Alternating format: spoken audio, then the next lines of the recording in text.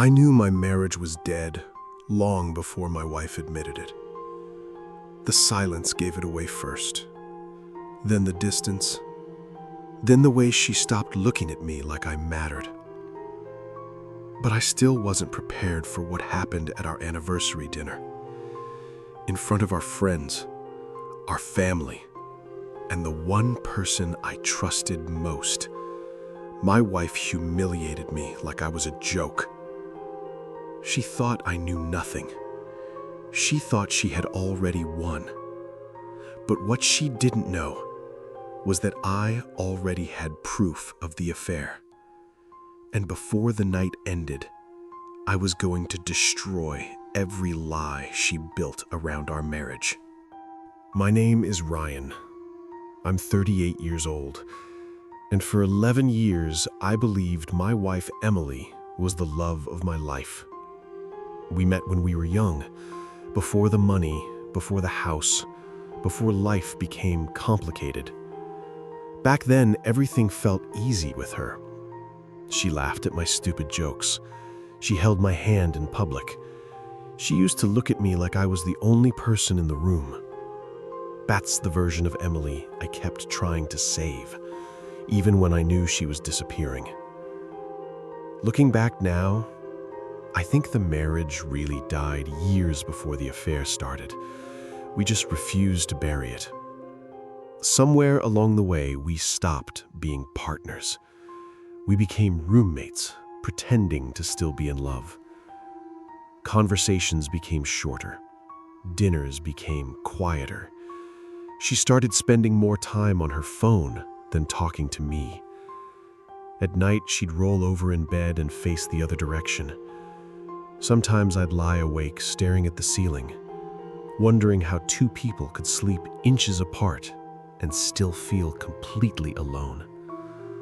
But I ignored the signs, because that's what people do when they're afraid of the truth. They negotiate with denial, and I became very good at lying to myself. I told myself she was stressed. I told myself all marriages go through difficult phases. I told myself things would eventually get better. But deep down, I already knew something was wrong. The first real change happened 6 months before our anniversary dinner. Emily suddenly became obsessed with her appearance. New dresses, expensive perfume, makeup she never used to wear. At first, I actually liked it. I thought maybe she was trying to reconnect with herself again. But then came the gym membership, the late-night work calls, the business trips she used to hate. Suddenly, she was traveling 3 times a month, and every time she came home, she felt colder, more distant, like part of her was somewhere else. One night, while we were watching TV together, her phone lit up beside her. She grabbed it so quickly it almost fell off the couch. I remember laughing awkwardly and saying, "Secret boyfriend?" She laughed too, but it didn't sound natural. It sounded nervous. And for the first time, I felt fear. Real fear.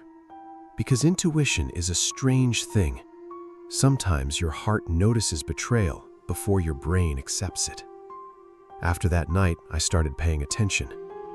I noticed how protective she became over her phone, how she smiled while texting, how she suddenly started taking calls outside, how she barely touched me anymore. And the worst part? I still hoped I was wrong. That's the pathetic thing about loving someone. Even when the evidence is right in front of you, you beg reality to be kinder than the truth. 3 weeks before our anniversary, everything changed. Emily had fallen asleep on the couch. Her phone was resting on her chest. And then, suddenly, the screen lit up. I wish I could say I ignored it. I wish I could say I respected her privacy.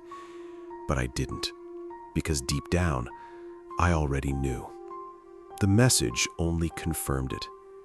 "I miss you already," followed by a red heart. No name, just a number. My stomach dropped instantly.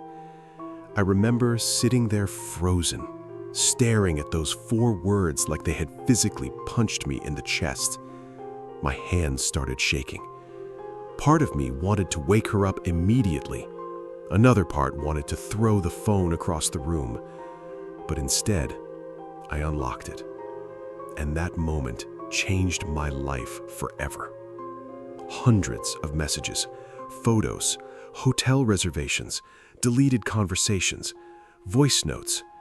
They had been sleeping together for almost a year. A year, while I was still trying to save our marriage.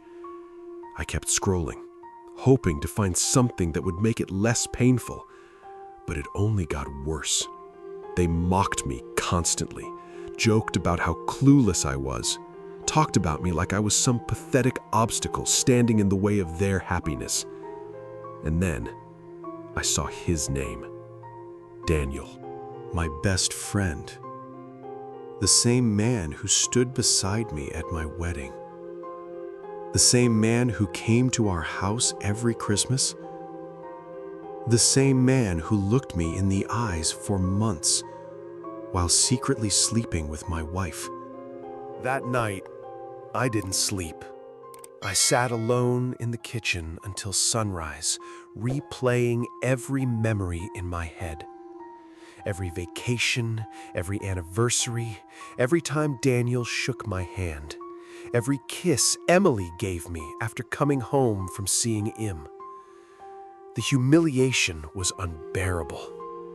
But strangely, after the pain came clarity. I realized something important. If I confronted them immediately, they would deny everything, manipulate me, make excuses. So instead, I stayed quiet. For 2 weeks, I pretended nothing had changed. I smiled at dinner, I kissed her goodbye before work. I even sat across from Daniel while he joked and laughed like he wasn't destroying my life behind my back. And the entire time, I was collecting evidence. Screenshots, voice recordings, photos, everything. Because if they wanted to make me look like a fool, I was going to make sure everyone saw the truth. Then came our anniversary dinner. 11 years of marriage. Family, friends, wine glasses clinking, fake smiles everywhere, and Daniel sitting directly across from me, pretending to still be my friend. Emily looked beautiful that night. That's the part that still hurts. Because even after everything, part of me still loved her, which made the betrayal even more disgusting. Throughout dinner, I watched them carefully. The small glances, the secret smiles, the subtle touches when nobody else was paying attention. It was all happening right in front of me, and nobody noticed except me. Then halfway through dinner, Emily stood up, holding her wine glass. She smiled at everyone. "I want to make a toast," she said. Everyone got quiet. Then she looked directly at me and laughed softly. "To my husband Ryan, the only man stubborn enough to think I'd stay with him forever." Some people laughed awkwardly. Others looked uncomfortable. But Emily kept going. "Honestly," she said, "I think he'd ignore red flags if they hit him in the face." Daniel laughed. That was the moment something inside me died permanently. Not the marriage, not the love, the mercy. I stood up slowly, calmly, quietly. And for the first time all night, Emily looked nervous.